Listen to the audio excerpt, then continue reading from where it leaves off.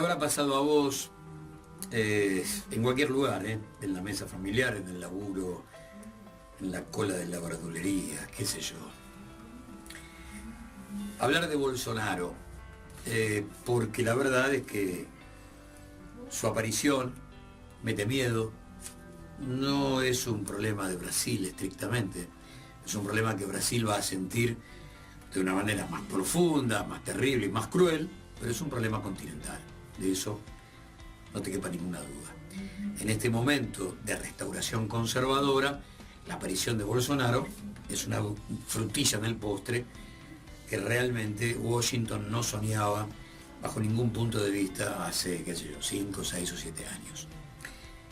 Es bueno ver cómo fue todo ese espiral de locura que vivió la política brasileña, porque si eso sucedió, y no tiene costo, si todos los actores de este encadenamiento que vamos a recordar están libres de culpa y cargo, es muy complejo el asunto, porque la democracia en el continente pasó a ser un mero formalismo. La democracia real no existe por un rato largo, que avisen cuando vuelve, y hay que estar atentos, porque esto los marca capaces de cualquier cosa, absolutamente capaces de cualquier cosa.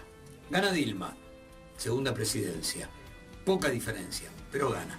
Cuando hablamos de poca diferencia, en Brasil son millones y millones de votos, no un punto, 2 puntos, son millones y millones de votos. Por lo tanto, es poca diferencia porcentual, pero es una diferencia nominal siempre importante, siempre grande.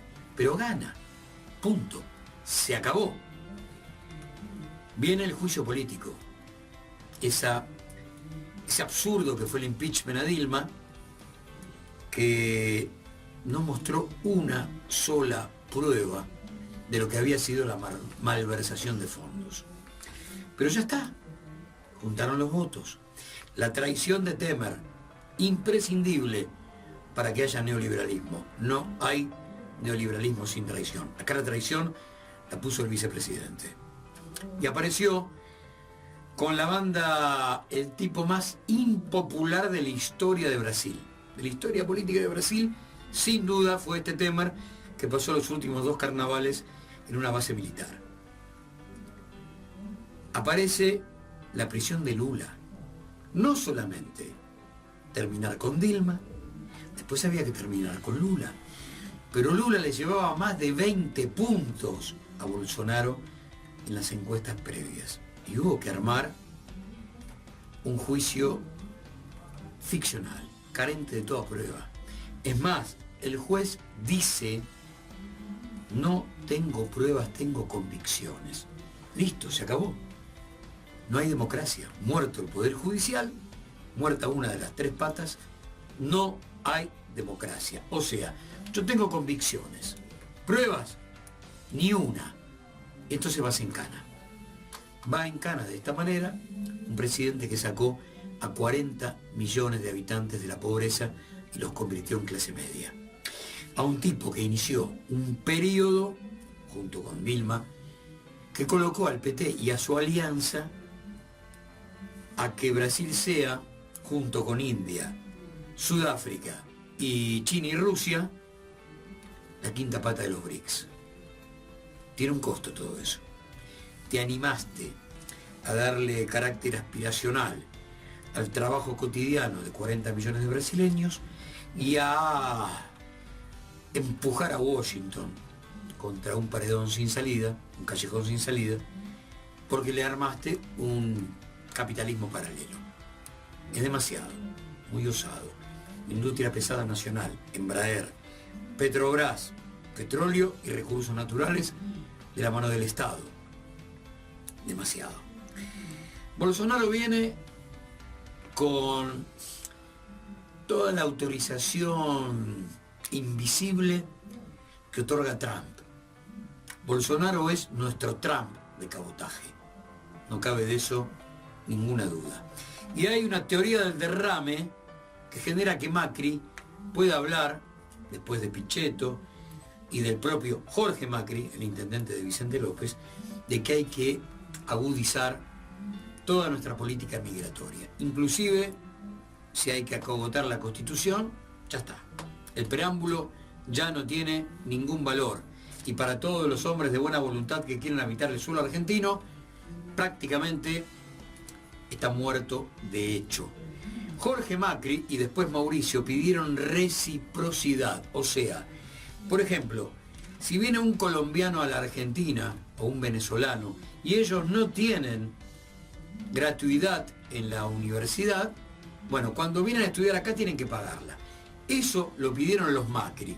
Primo primero y después el presidente de la Nación. Carácter de reciprocidad. Pichetto volvió con lo mismo. La deportación. O sea, volvió a instaurar en el siglo XXI la ley Cané, la ley de residencia, que es de principios del siglo XX.